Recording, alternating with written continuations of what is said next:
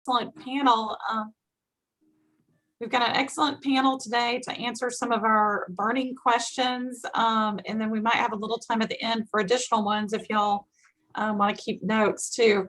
I believe Wendy, or actually Jenny, is going to try to tape the session too for those who are unable to make it, but that want to watch it. So without further ado, I'm going to go right into introducing our panel today.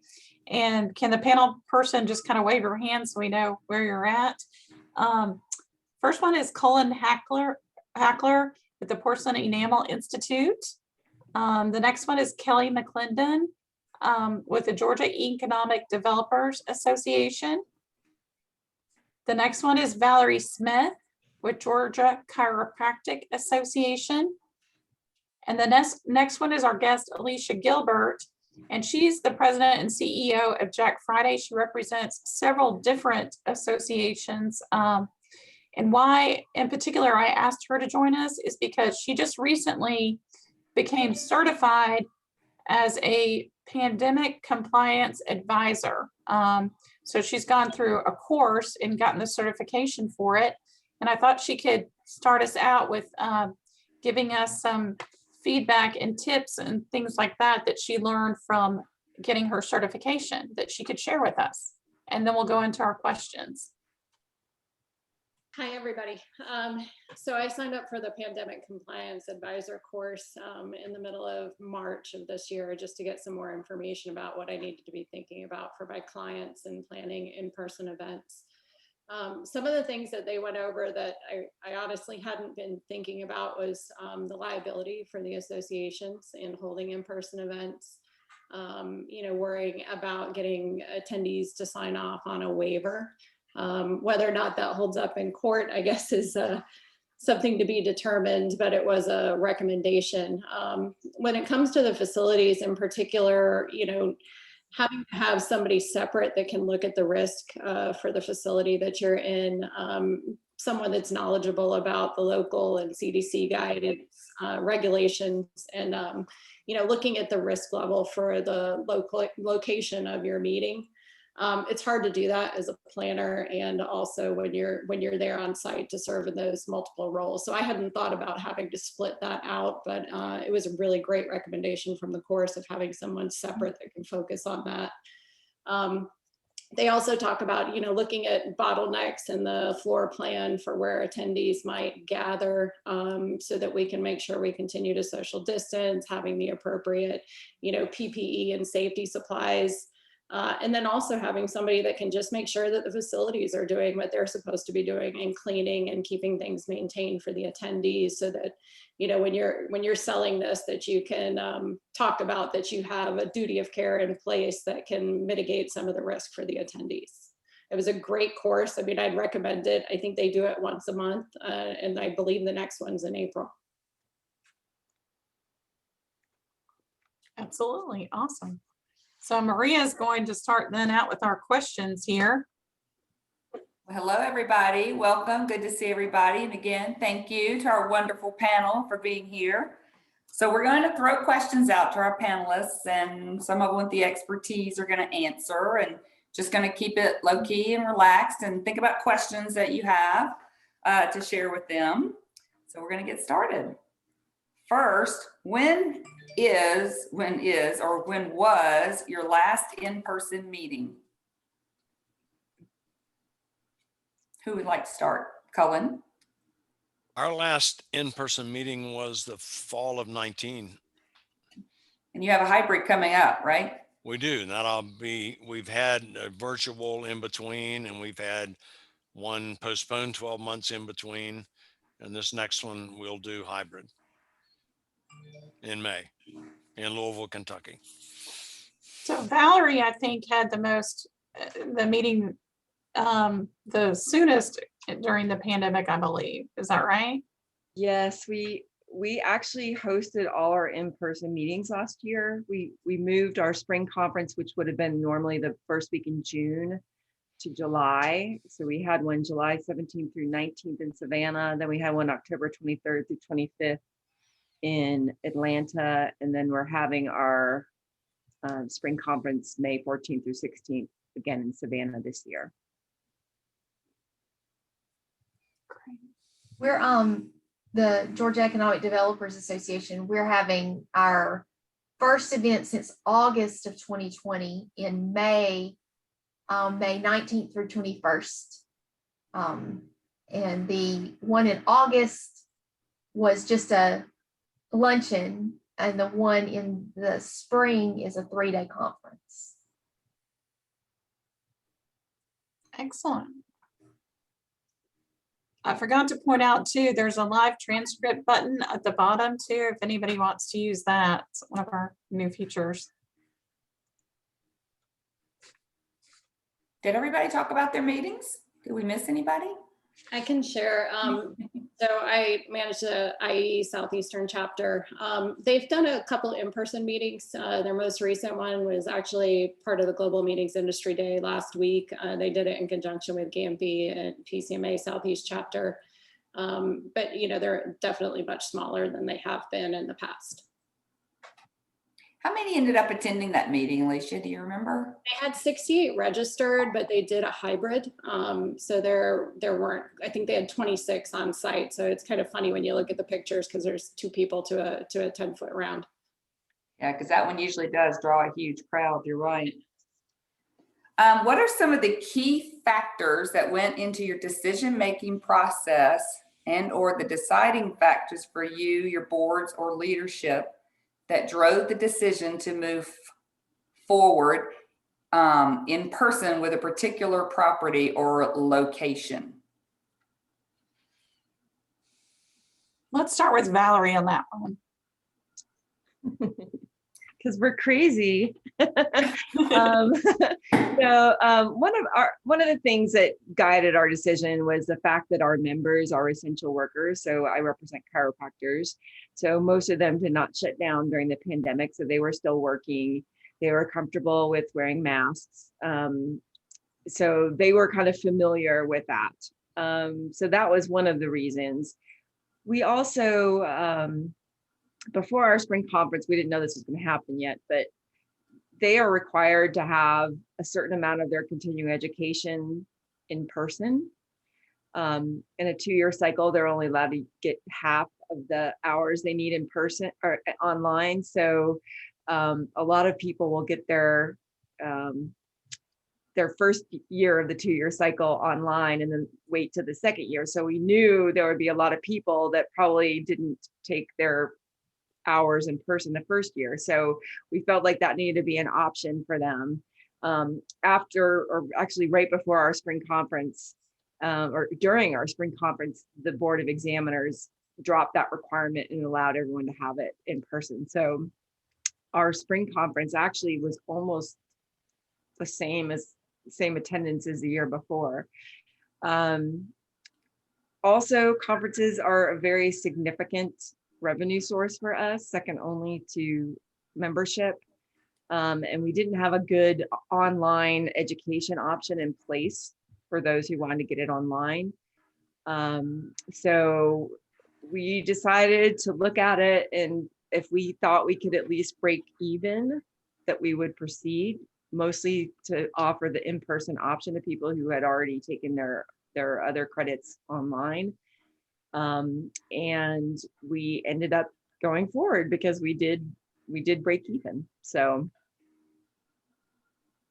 we did have, after the regulatory board said that they could get all their CEs online, our fall conference attendance was quite a bit less than previous years.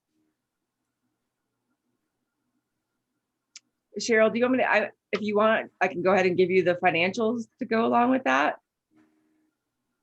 Sure. Do you want to have an idea of that? Yeah, and that's kind of our next question. If everybody wants to combine it, attendance and the success of your events and how it compared with your previous attendance and financials. So our spring conference, which actually was in July, so it should be kind of summer. We had in 19, we had 164 attendees, and in 20, we had 147. We had 33 vendors in 2019 and 23 vendors in 2020. A lot of that was from vendors who are from other states where everything was a lot more restrictive, not being able to come. Our income was down 21%. Our costs, though, we also got down 28%, and our total profit was down 12%. So all things being equal, it could have been a lot worse. And I do credit our hotel for working with us and not requiring us to meet minimums. We were able to save a lot of money that way. Our fall conference, our income was down 18%. Our costs were down 21%, and our total profit was down 17%. We had in 2019, 309 attendees, and then in 2020, we only had 244. We had 66 vendors in 2019 and only 53 in 2020. Still pretty good. Yeah. Yeah. We made a little bit, yeah. So Yeah. yes, not as bad as we thought it would be. And so Kelly, how did you do on your event that you had in August in comparison to previous year? Well, it's a break even for us. Our luncheons are. So I'd rather not focus on that one if you don't mind, and focus on my spring workshop, because that's kind of where my numbers are prepared. Okay. Our spring workshop has a trade show with it. We call them sponsors, not exhibitors. And we have the same number of sponsors or exhibitors as we did in 2019. So our sponsorship money and our exhibit floor is there, which is good. Our attendees, we typically have about 290 for an event like this, give or take. We're at 124 currently. I'm still getting registrations, so it could go up a little bit, but I'd imagine we're going to get most of our registrations this week, because the room block closes on the 19th. So we're about at the end of that cycle, which means we'll be down significantly, but we're doing better than what we thought we would do. We anticipated about 74 is what we estimated, and we're at, like I said, 124. We are having it hybrid.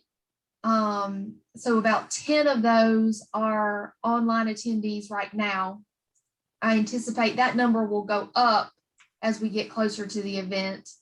So, I mean, I don't have the financials done yet, so I don't want to talk about numbers too much, but our exhibit hall and our exhibit revenue is spot on for being equal. I'm estimating that 150 max will be our attendees, which is about half. So that's where we are. That's great. And are you having to cap it due to any social distancing, or are you not? We are capping the number that can be in the room at any one time at, I think, 94. But we're letting as many register as want to, understanding that we'll have somebody at the door keeping only that many in the room. That's what we're attempting anyway. And we're requiring masks, and we're social distancing. So we're using partitions, and we're doing what we're supposed to, and have a liability waiver. So we're trying really hard. How are you handling the exhibits? Just curiosity. How are you doing that? We got a bigger room than we need. Okay. And we're utilizing both the pre-function area and that room, and spreading them out 6 feet apart, just like we would in the main exhibit space. I mean, general session room. And we are spreading the food out more. We would normally put the food in the exhibit hall and the drinks in the pre-function space to try to drive traffic, but we're going to spread that out more and put some in the ballroom to hopefully defray the traffic in the space. One thing I forgot to tell you is we're using wristbands Green is I'm okay to hug and shake hands. Yellow is I'll do elbow bumps or fist bumps, and then red is I'm not touching anybody. And we ordered about 100 of each kind, and hopefully we'll use those both in the spring and in our fall annual conference. So that's one adaptation we're making. We did that at our spring conference last year too. It was kind of fun. Although I put a red one on and people kept coming up to me and touching me. Oh, how rude. How rude. I know. So I think, Cullen, you said you're gearing up for a hybrid event in May. Is that what you're? We are, yeah. We typically have a meeting in May that draws 130 to 150. Obviously in 20, it did not happen. We moved it to August and it was 100% virtual. We had about 75 folks in total, I believe, that attended, and economically we broke even. Obviously costs were down, revenue was down. But part of our costs were up because of the meeting management and all of that we did to run a virtual meeting. I mean, it was a good meeting and very well run, but cost a lot of money. Yes, this May we're getting registrations every day, but we will have a hybrid meeting. And I think part of the question was, how did you decide to do that? And we didn't, we pushed that from the office that we needed to get people together in person. That was not from our board or necessarily from our membership. But at this point, most of the ones who have registered are going to attend in person. There are a few virtual. And as I think Kelly said, the virtual ones, why sign up now? I don't need a hotel room. I'm not buying a plane ticket. I'll sign up near the end if I'm, if it still works on my calendar. So I'm sure there are a number of virtual folks out there. We just haven't heard from them yet. Trade show wise, we only have maybe a dozen or so tabletops at this meeting. Right now we have 3 for May. I expect we'll get a few more, but yeah, if we get 6 or 7, I will be okay with that. Last year at the virtual meeting, we had 0 tabletops. We did do a Zoom social hour, but we didn't get very many people who wanted to come drink a beer and look at boxes on the screen. So, see how it goes. For one of the other groups we run in here, which is an association of artists, because of the planning cycle for us in a live meeting is about 18 months or more. The 2021 meeting was decided to be virtual back last summer. So that one is shaping up, but again, it's a totally virtual meeting. We are going to try to do an auction, both live and silent, at that meeting. And we, we'll see how that one goes, but we're going to try to manage that here on Zoom. We'll get a second Zoom account because we will have concurrent sessions. We'll get a second Zoom account for the month, but we're going to run all that from here in the office. We found that the Comcast, we've got enough bandwidth and speed that Zoom works for us. So we just haven't tried doing 2 at once. We'll see if that's a problem. Hopefully not. Well, lucky panelists, you're all talking to a whole bunch of salespeople. So I know we're all looking forward to a time when we feel like we can safely implement in-person meetings. So what are the biggest challenges that you see in booking your future meetings? I mean, I don't know that we've had challenges to book future meetings. We've had worries of, signing a contract, but I will say that every property has worked with us very patiently. The one in May of 20 moved to August of 20, moved to May of 21.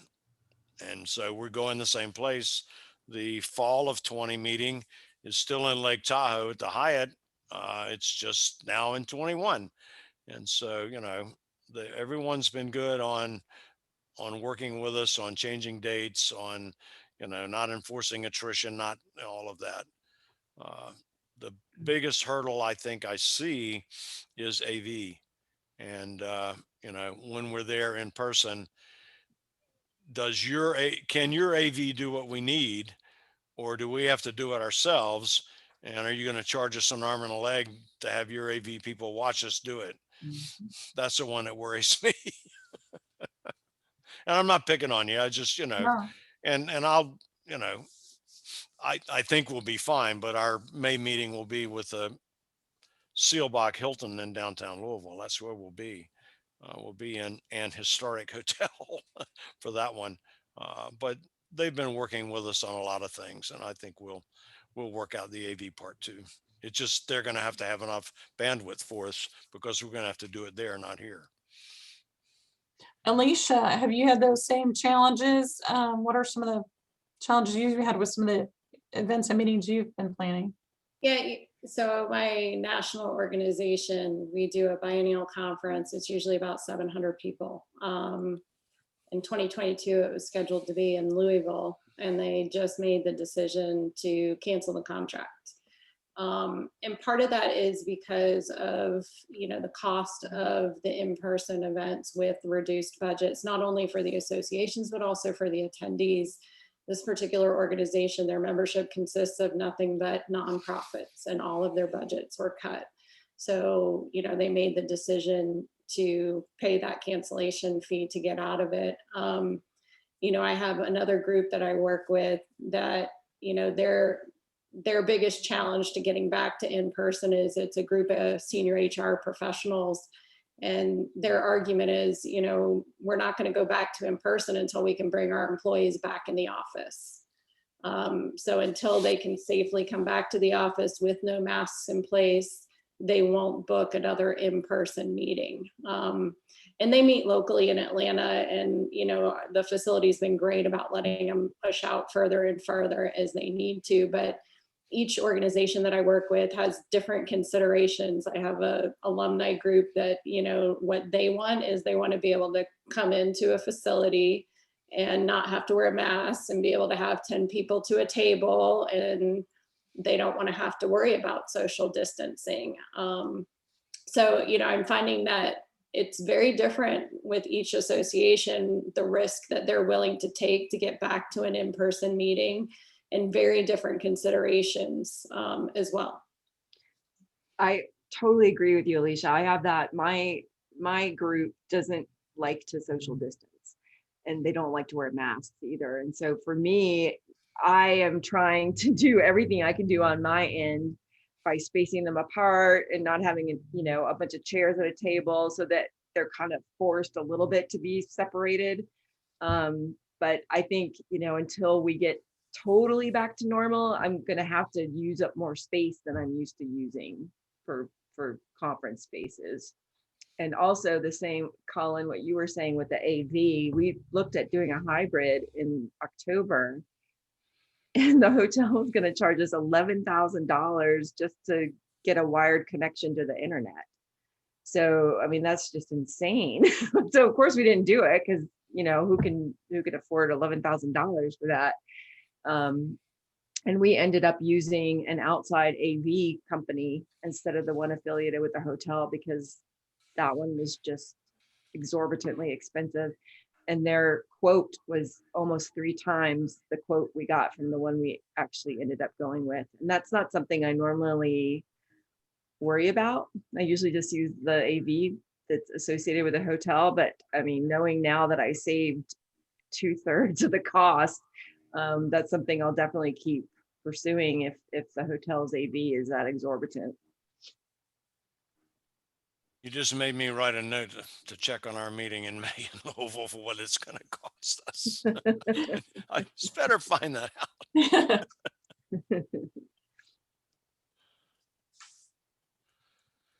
I think Yeah. too, just to share one other thing is that I know for the associations I'm working with, but they have found that it's much more profitable for them right now too, to do things virtually. You know, I had one that made 5 times its normal revenue on a virtual conference than what would have occurred in person. So I think that's a big consideration now too, that having the cost reasonable at a facility really helps offset that for sure, because it is very enticing to go with a virtual conference when you know that it's lucrative. I think there'll be a virtual component to our meetings for, well, never say forever, but for a while. Yeah. All right. So what can hotels, CVBs, and vendors, especially AB, AMS, or LMS, do to encourage you to use them for your next meeting? Outdoor spaces, flexibility, specific equipment needs. What would work for you guys in these unique times?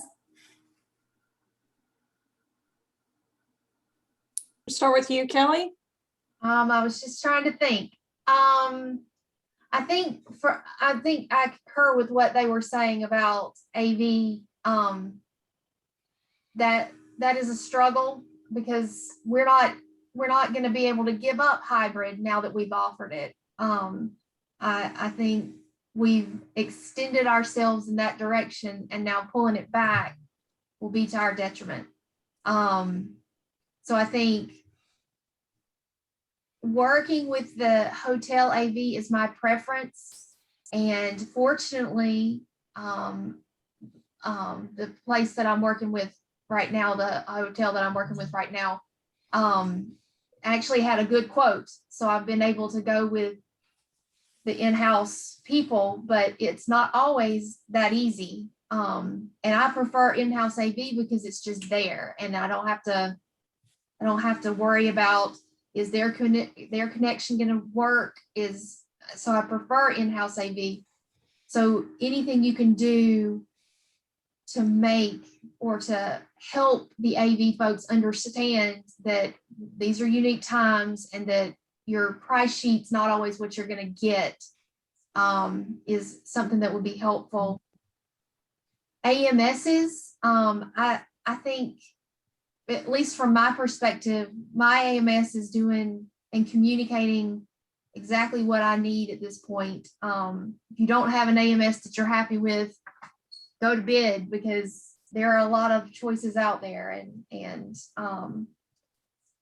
something's going to fit your needs. But we've been very pleased with our AMS through this. I don't have an LMS, but I also would like to say that extending offers for outdoor facilities is a helpful thing. I know both of my receptions in May are outdoors, and please don't let, last time we had it here, we had a tornado, so we had to move inside. Let's don't have tornadoes.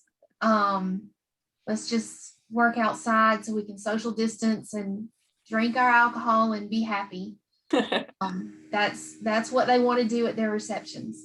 So those are the things that have been the hardest for me to work on, is the AV and the outdoor spaces to have events.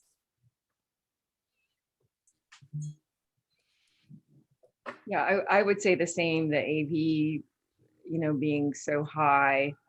And Cullen, by the way, the other hotel, our spring conference hotel, quoted me $100 a day for a connection. So I don't know why one is charging 11,000 and one is charging 100. So it's, it should be reasonable, I think. And we also have, our hotels both have been flexible with us on spacing and making sure that we can space our chairs out far enough, and that we find a space that works for our luncheon to, space that out. We've had all of our buffets were served by people at the hotel. Everybody's obviously been masked. So I have to say, both our hotels were amazing. Is it okay if I say who they are? Yeah. Okay, so it was the Avalon, the hotel at Avalon, and the DeSoto in Savannah. Both were just amazing. They worked with us, they helped us, they found menus that, you know, we could live with. They both were just amazing. And we were very thankful that these were both properties we had been to before, and they just were amazing. So kudos to the hotel industry for working with us. If we could just get the AV people to do the same. Did anybody have to change their setups in their meeting rooms to create more social distancing, like than what you had originally anticipated? I mean, I don't know. I haven't done it yet. Yeah. In my August meeting, we did with Carroll Hall. The numbers at that point were not looking great. So we had to make it smaller. I think we ended up with 61 in the room, I think. Carol, correct me if I'm wrong. But we ended up making the event smaller and having hybrid and making the event, people weren't really willing to come either. I mean, either you were willing to come because you wanted to be there, or you weren't willing to come at all in August. Okay. Even so, we could have sold more seats if we had tried. But we were like, wait, we need to stop. So, but kudos to Augusta. They did a great job, the Augusta Marriott. Yeah. Yay, Carol. Thank you, Kelly. Carol. I appreciate that because you were my first meeting during the pandemic. So, and with the lesser numbers, you just had more space. That's right. That's right. Yeah. Well You had a really- spaced and You had a good looking panel. oh, thank you. Yeah. We had a hard time getting the panel to social distance. Not the hotel's fault. The panel was very knew each other and loved on each other. A little more than I was comfortable with. I'm a red band. I don't hug and kiss, Ribbon. except for my family.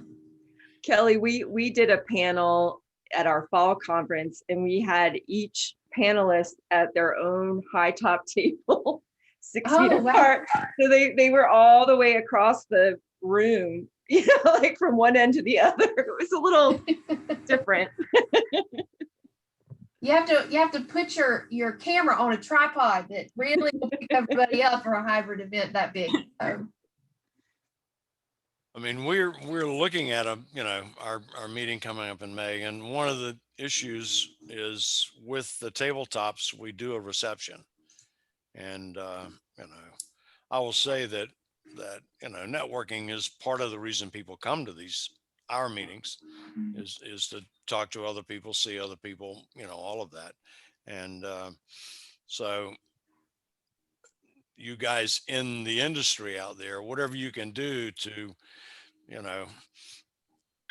make the people attending a reception feel like they're safe, and things to make them actually be safe. That's important as well. But, a lot of it is perception, and, it's how you go about it, how it looks, whether you're butler passing things and, trying to stay somewhat distant, again, it's, that's going to have a different look and feel for us next month in Louisville. So we'll see how that goes. But I think that's probably a big challenge for you guys is how do we do this for our clients? And, how do we keep them safe and make them feel like we're doing everything we can to keep them safe? So that leads us into another question. one more thing to add to that. This is the first time I would ever ask for this, but make your custodial staff visible. I think that would go a long way to make people comfortable. Seeing that they're cleaning. And I know that's an atypical request, but at this point, I think seeing custodial staff and seeing them moving around the building would make people a lot more comfortable. And I know that's a weird request, but I really feel like that's a thing right now. Absolutely. I agree. Good point. Mm-hmm. One thing that I found helpful that I got at a recent event from another property in Atlanta was, it was basically an outline of some different room setup options, some things that they were willing to do as far as social distancing.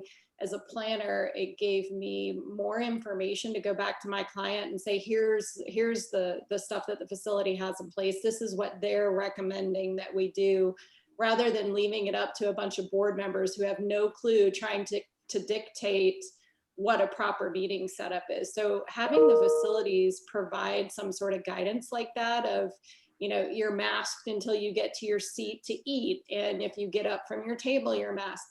Just having that provided by the property is very, very helpful. And it helps reinforce, I think, what we do as planners when we go back to the board and say, you know, we're not just telling you this, but the property's recommending it as well. Great points.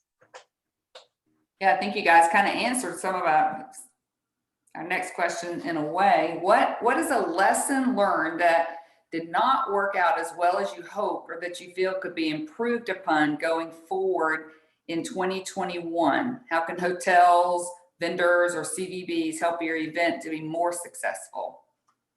Kind of touched on it, but what do you think? I would say you can expect that there are going to be some people who won't want to wear a mask. And all you can do, unless you make a decision to be the mask police, which we made a decision not to be a mask police. We told them they should be wearing masks. We asked them to wear masks and they still didn't wear masks. So we didn't say, okay, you have to leave because you're not wearing a mask. So unless you're going to do that, that puts the onus on you to make it as safe as you can, assuming some people aren't going to be wearing masks, which is spacing the chairs out and making sure that everything, you know, all the buffets are attended, having hand sanitizer all over the place, you know, making sure that everybody's doing a self-check before they come in. We actually, in our spring and fall conferences, took temperatures as people came in, which I don't think we're going to do in May. You know, so I would say for the association and the hotel to do as much as you can on your part for social distancing, because there's going to be those few people that won't comply. And it's, you know, that you just have to do what you can do, what's under your control. Mhm.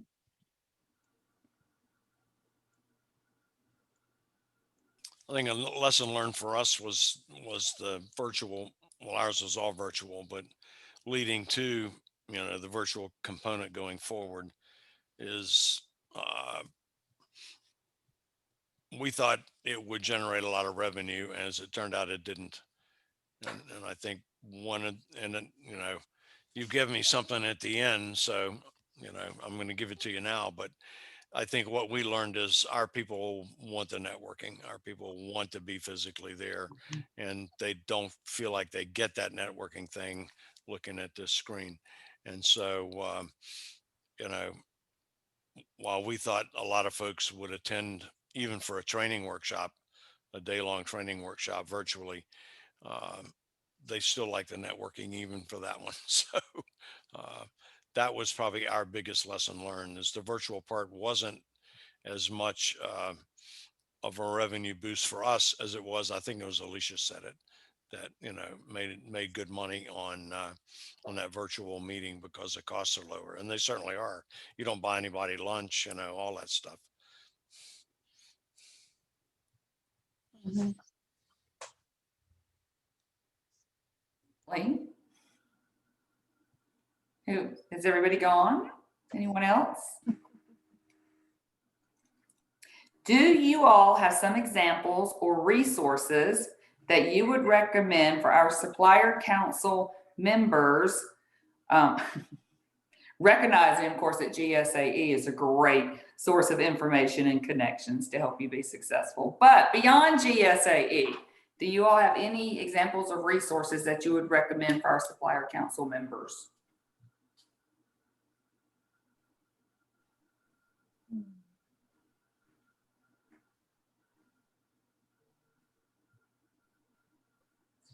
Well, This is a hard one for me, because my only recommendation is to be ready for some very different hotel clauses, contract clauses.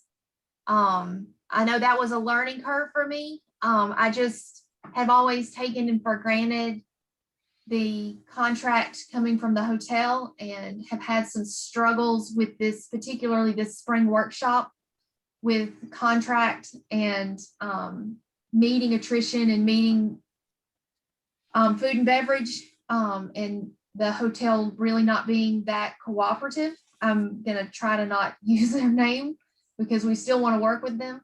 But yeah, I have worked with a couple of people who have helped me with hotel clauses going forward, that are kind of creative. And I'm sure most of you have seen them, but expect more of us to have that in our back pocket and use them, because we've learned some lessons during this time about what our contracts do and do not do. Nobody here has been a problem, just FYI. who has been your resource to help you with some different ideas on how to write the contract?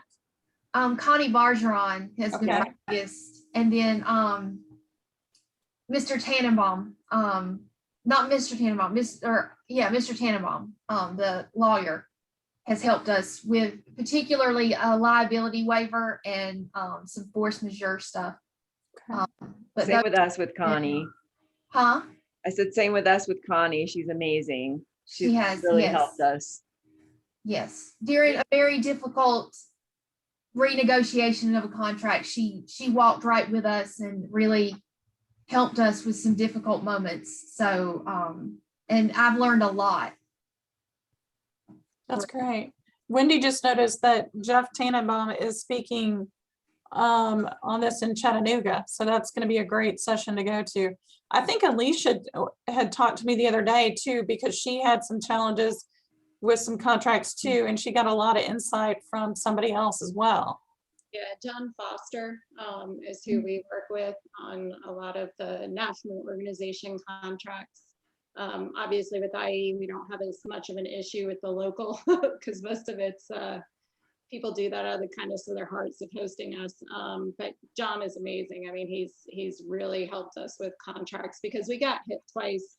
We got hit with Legionnaires at one hotel, and then we contracted with another and got hit with COVID all within 6 months of each other. So it was definitely challenging, and John has made a huge difference in helping us with force majeure and cancellations and the calculations of those. I think our latest contract was 36 pages coming from a normally 8-page contract. So that's something that'll be expected going forward, is having something that protects our associations for sure.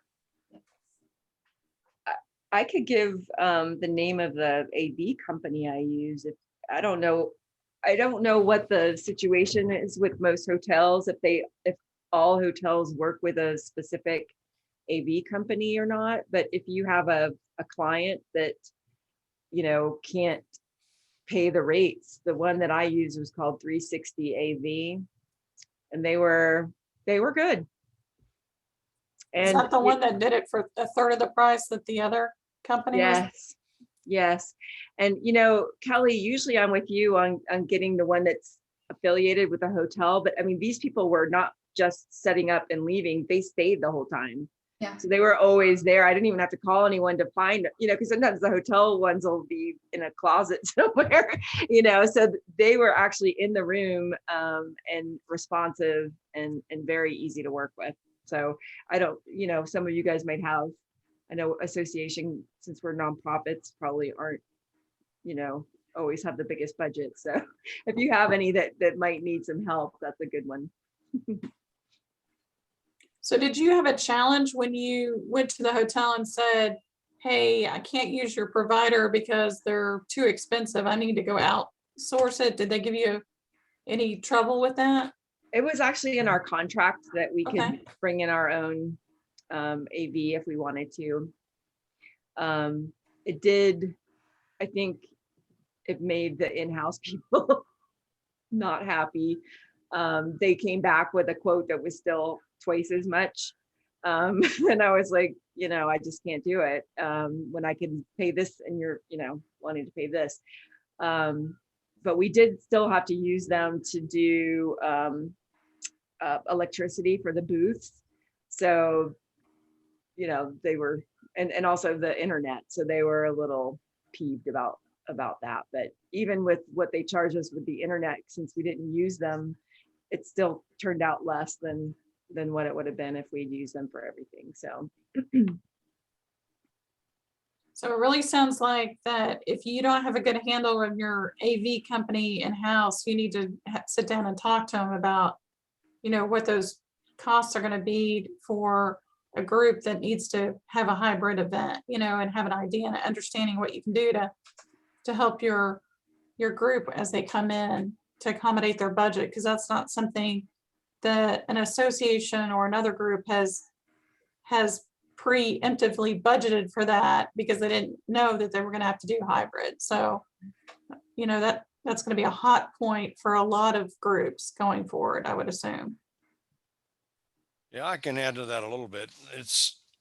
We, with our August meeting, used an outside company to set all of that up for us, and it was totally virtual. So there was no hotel involved, but they were quite expensive. We're using a different company for this May for our hybrid event, and they're they're a 20th of the cost of the other one.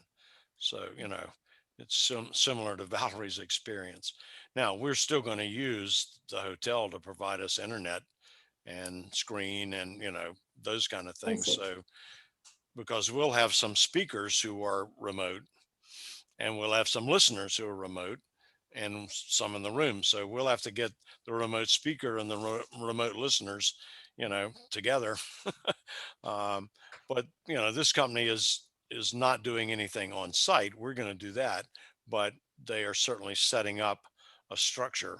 And I don't have their name and particulars in the top of my head, but I'll get Stuart to send it to Wendy. So it might be somebody, if you've got other clients, you guys, in the hotel world or the venue world, who are saying, wow, how do we afford this? This might be a way that works for them, because they do meetings for lots of groups and, they don't go there. They just set up the logistics of it.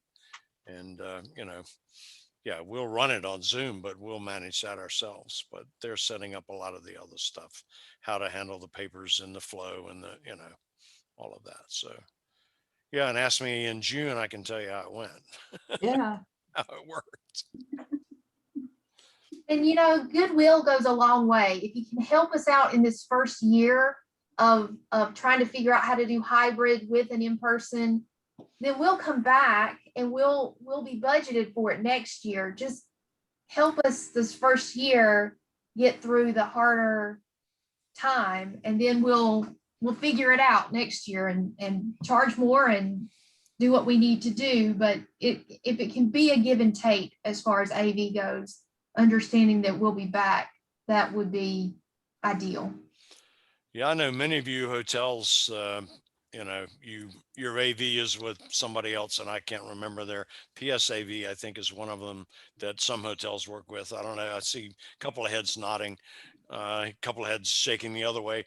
But this is perhaps a value add for you and your, as a company. This might be a way of, maybe we need to learn how to do this so we can offer it to our customers. Don't outsource this. Let's make this a value add for us. Yes, you're going to have to learn something and you're going to have to do something. That's true. But if you do it right, you may add more value than you add cost, which means it's a plus to profit. Mm-hmm. That's just a 72-year-old guy thinking, his mouth's running and his brain isn't, but otherwise, That's great. I think we have one more question before we close up here. We do. And again, thank you, everybody. I don't know if we said this, for sending in questions. How are associations messaging their decision to stage their in-person meetings and or events? Valerie, how did you let your, potential attendees know that last year, we did put some things into the messaging, like, you know, we're taking special precautions. We're gonna make sure that we have masks. The DeSoto had a special cleaning thing that they sprayed during every break. They came in and sprayed down all the seats. So we just kind of emphasized all the extra cleaning and that we would be taking temperatures and that we'd expect them to wear a mask. We haven't done as much of that in this year's marketing. I mean, we still say, you know, you're going to be required to wear a mask. But I think now people are a little, at least our people are used to it. So we haven't had to make that point as strongly.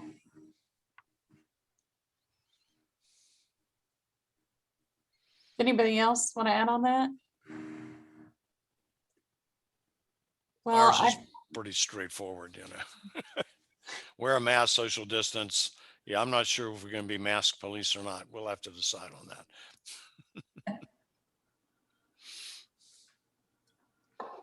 Alicia, did you want to add anything else? Yeah, that's similar, you know, for the industry events, the holiday party last year with Gampy and PCMA. We did the same thing for the aquarium, just, you know, reiterating the social distancing, that your temperature was going to be checked at the door. You know, this last time for GMID last week, we didn't do as much of that. It was more, you know, we did cap the attendance at 75 people. But we didn't spend as much time in the event registration talking about all the precautions that were in place, because probably because of the industry, most meeting planners know, you know, and suppliers exactly what's going to be in place for an event right now. So I think it depends on the audience too, on how that gets communicated. Mm-hmm. Well, I just wanted to thank you all again for our panel for joining us today. And if you want to tune in, do you have any other additional questions for any of our suppliers? Have any quick questions?